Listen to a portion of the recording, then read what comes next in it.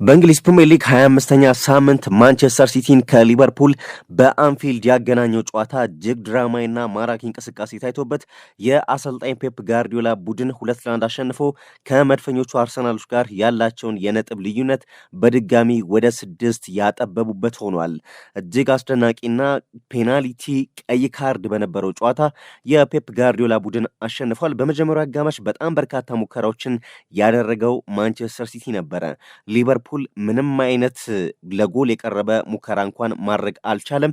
ሲቲ ከ10 በላይ ሙከራዎችን በመጀመሪያው አጋማሽ አድርጎ ከፍተኛ ብልጫ 61 በመቶ የኳስ ቁጥጥር አድርጎ ነበር። ወደ መልበሻ ክፍል ያመሩት 39 በመቶ ብቻ ነበር የአሰልጣኝ አርነ ስሎት ልጆች። ሊቨርፑሎች በመጀመሪያው አጋማሽ የነበራቸው የኳስ ቁጥጥር ስንመለከት ማለት ነው በመጀመሪያው አጋማሽ በተደጋጋሚ ወደ ፔናልቲ ቦክስ በመድረስ እንደዚሁም ደግሞ የግብ እድሎችን በመፍጠር ማንቸስተር ሲቲ የተሻለ ነበረ። ሁለተኛው አጋማሽ ግን በርካታ ድራማዊ ክስተቶችን ያየንበት ነበረ። ፔናልቲ ነበረው። እጅግ አስደናቂ ቅጣት ምት ሲቦዝ ላይ ያስቆጥሯል።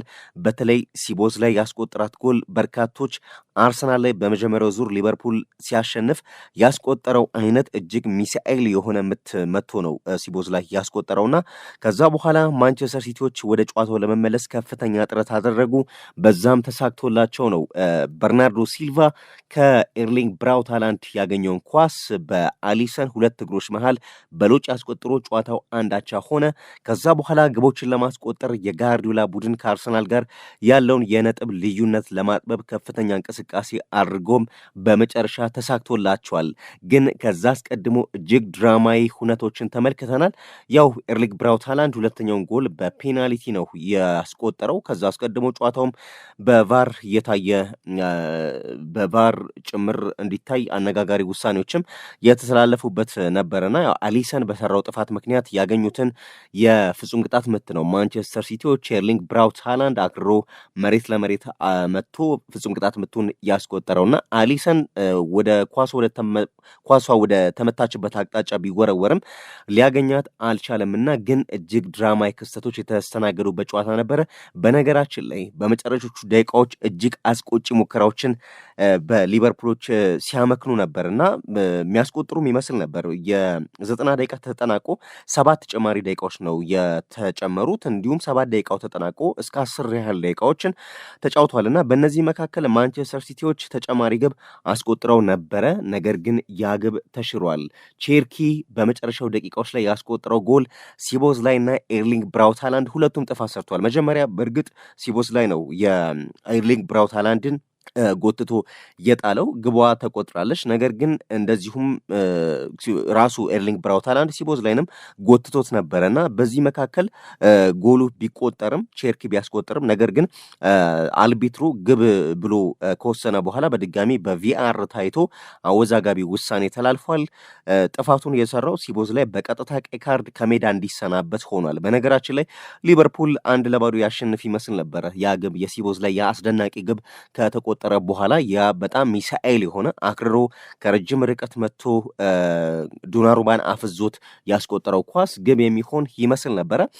ነገር ግን ሁለተኛው አጋማሽ ማንቸስተር ሲቲዎች ተጭኖ ተጫውተው በተለይ በርናርዶ ሲልቫና ኤርሊንግ ብራውት ሃላንድ ባስቆጠሯቸው ግቦች ነው ያሸነፉ። ሶስተኛው ግብ ግን በጣም ለበርካቶች አወዛጋቢ ነበረ። እንደዚሁም ደግሞ ገለልተኛ ተመልካች ለመወሰን በጣም የሚያስቸግር ኳስ ነው። ሁለቱም ጥፋት ነው የሰሩት። ነገር ግን ዳኛው ቪአር ከተመለከቱ በኋላ ለአንደኛው ቀይ ካርድ ሲሰጡ የማንቸስተር ሲቲን ግብም ሽረዋል። በዚህ ምክንያት ጨዋታው 2-1 በሆነ ውጤት ተጠናቋል። ከአርሰናል ጋር ማንቸስተር ሲቲዎች ያላቸው የነጥብ ልዩነትም አሁን ወደ 6 በድጋሚ ጠቧል። በቀጣይ ከፉልሃም ጋር በሚያደርገው ጨዋታ ማንቸስተር ሲቲ የሚያሸንፍ ከሆነ አርሰናል ከብሬንትፎርድ ጋር እስኪጫወት ድረስ በመካከላቸው ያለው የነጥብ ልዩነት ወደ 3 ይጠባልና በጣም የእንግሊዝ ፕሪሚየር ሊግ በትንቅንቅ እንዲሞላ ያደርገዋል።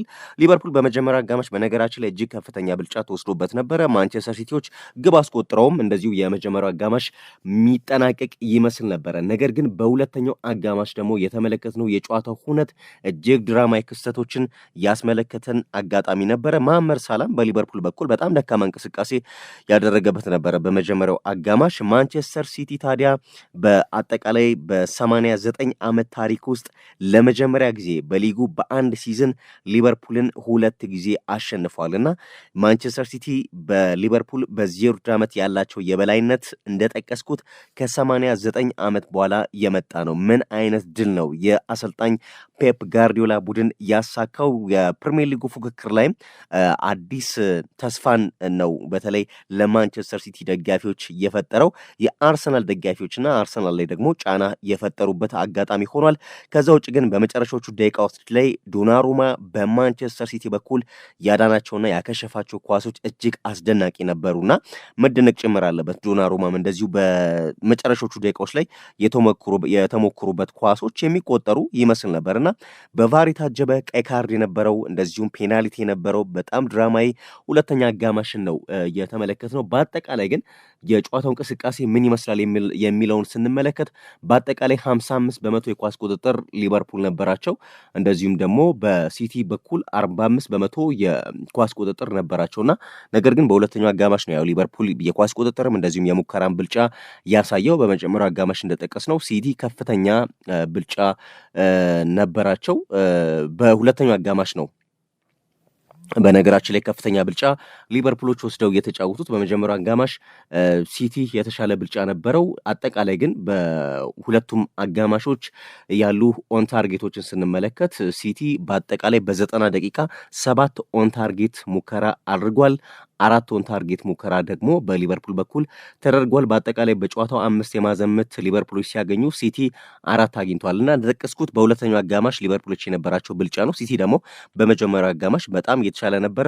አሁን በሊጉ በአርሰናልና በሲቲ መካከል ያለው የ6 ነጥብ ልዩነት ሊጉ አሁንም አንገት ለአንገት ሁለቱ ክለቦች ተናንቀው እንዲቀጥሉ የሚያደርግ ነውና አርሰናል በዚህ ውድድር ዓመት ምንም ጥርጥር የለውም በጣም አስደናቂ ቡድን ሰርቷል።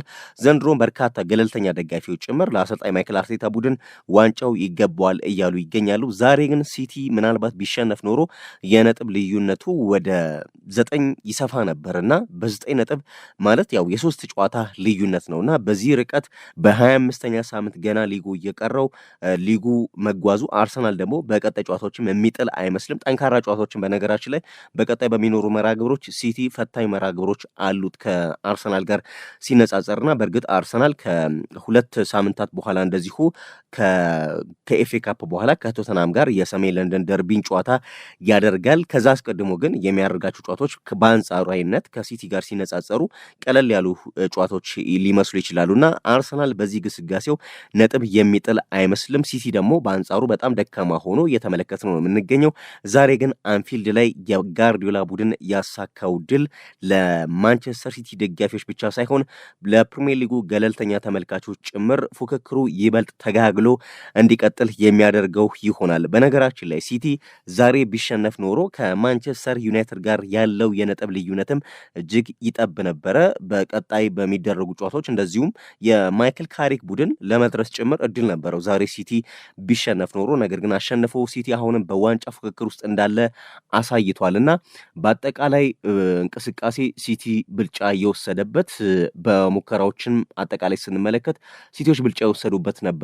ነገር ግን በሁለተኛው አጋማሽ ደግሞ ተበልጦ ያግብ ከተቆጠረ በኋላ ደግሞ በድጋሚ አንሰራርቶ 2 ጎል አስቆጥሮ የጋርዲዮላ ቡድን ጨዋታውን 2-1 አሸንፎታል። በመጨረሻዎቹ ደቂቃዎች ሊቨርፑሎች ድል ቢፈጥሩም ሶስተኛ ግብም አስቆጥረው ቅድም እንዳነሳ ነው በቫር ተሽሮባቸዋል። እንደዚሁም በሊቨርፑል በኩል ሲቦዝ ላይ ለሰራው ጥፋት የቀይ ካርድ ተመልክቷልና ይሄን በጣም በተለይ በሁለተኛው አጋማሽ እጅግ አዝናኝ የነበረውን የአንፊልድ ድራማ ጨዋታ የቶናችሁ ተከታተላችሁ ጨዋታውንስ እንዴት አገኛችሁ? ሐሳብ አስተያየቶቻችሁን ማጋራት ትችላላችሁ። በተለይ ከዛሬው ጨዋታ ጋር በተያዘ ማለት ነው። በነገራችን ላይ በዛሬው ጨዋታ ሜዳ ውስጥ የነኩት የኳስ ብዛትን ስንመለከት ሳላ በተለይ በሊቨርፑል በኩል በጣም ደካማ እንቅስቃሴ ነው ያደረገው ማለት ይቻላል። ሳላ 38 ጊዜ ነው ኳስ በጨዋታው አጠቃላይ የነካው ከአሊሰን ጭምር ያነሰ ነው። አሊሰን 50 ጊዜ በጨዋታው ኳስ ነክቷል። በነገራችን ላይ ሳላ ደግሞ 38 ጊዜ ነው የነካው። ሃላንድ ደግሞ ከአንድ ወር በኋላ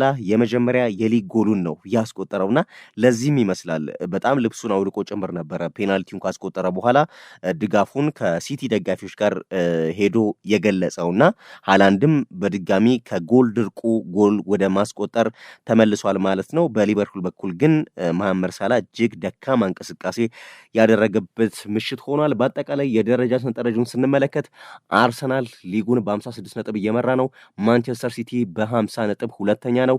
አስቶን ቪላ በ47 ነጥብ ሶስተኛ ነው። ማንቸስተር ዩናይትድ በ44 ነጥብ አራተኛ ላይ ይገኛል። ቼልሲ በ43 ነጥብ እንደዚሁ አምስተኛ ነው።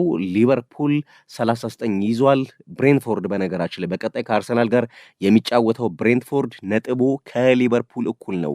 ሊቨርፑል አሁን በተለይ በቻምፒየንስ ሊግ ለመሳተፍ የሚያደርገው ጥረት በጣም አጣብቂኝ ውስጥ ገብቷል። በክረምቱ እንዳስፈረማቸው ኮከቦች ብዙዎች በዚህ ውድድር ዓመትም በዋንጫ ፉክክር ውስጥ ይቆያል ብለው ሲጠብቁ ነበረ። ነገር ግን የአርነ ስሎት ቡድን በጣም አስቸጋሪ ጊዜያትን እያሳለፈ ነው። ከዓመታት በኋላ አንፊልድ ላይ እንደዚሁ በማንቸስተር ሲቲ መሸነፉ በጣም አንገት የሚያስደፋ ውጤት ነው ለሊቨርፑላውያን። ሲቦዝ ላይ ግብ ካስቆጠረ በኋላ የሚያሸንፉ ይመስሉ ነበረ። ነገር ግን ካምባክ አድርገው ማንቸስተር ሲቲዎች ጨዋታውን አሸንፈዋልና ይህን በተለይ በሁለተኛው አጋማሽ እጅግ ድራማዊና አዝናኝ የነበረውን ጨዋታ የት ሆናችሁ እንዴት ተከታተላችሁት?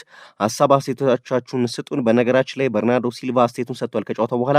ምናልባት ዛሬ ብንሸነፍ የዋንጫው ፉክክር አብቅቶለት እንደነበር እናቅ ነበረ። እስከ መጨረሻው እንታገላለን። 6 ነጥብ ብቻ ነው ልዩነታችን። በቀጣይ የሚደረጉ ጨዋታዎች ለኛም ለአርሰናልም ወሳኝ ናቸው ሲል በርናርዶ ሲልቫ ከጨዋታው በኋላ ሀሳብ አስተያየቱን ሰጥቷል። ቤስት ስፖርት ላይ ትገኛላችሁ። ከጨዋታ በኋላ ያሉ የፖስት ማች ትንታኔዎች እንደዚህ ከጨዋታ በኋላ እንዲደርሷችሁ ቻናላችንን ሰብስክራይብ በማድረግ እንደዚሁም ደግሞ ለወዳጆቻችሁ እንድታጋሩ እንጠይቃለን። እናንተም ስለ ጨዋታው ምን ተሰማችሁ? ሀሳብ አስተያየቶቻችሁን አጋሩን።